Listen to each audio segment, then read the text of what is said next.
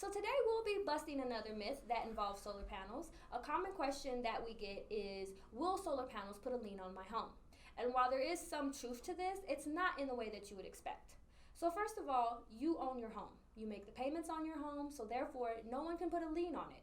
But with that being said, there are certain purchase and leasing agreements that do require a lien on the solar panels. These are called UCC1 filings, and what they do is just ensure for the financer that if for any reason you were to go into default or bankruptcy, they would be able to repossess or get back their solar panels. So again, no one is going to put a lien on your home.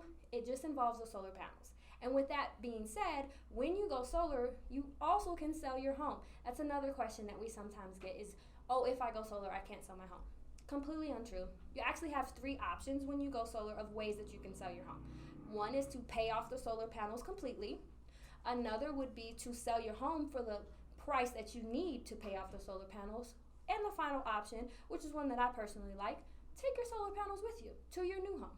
So again, as a quick recap, no one is going to put a lien on your home if you go solar, and you have more than enough options to sell your home if you decide to go solar.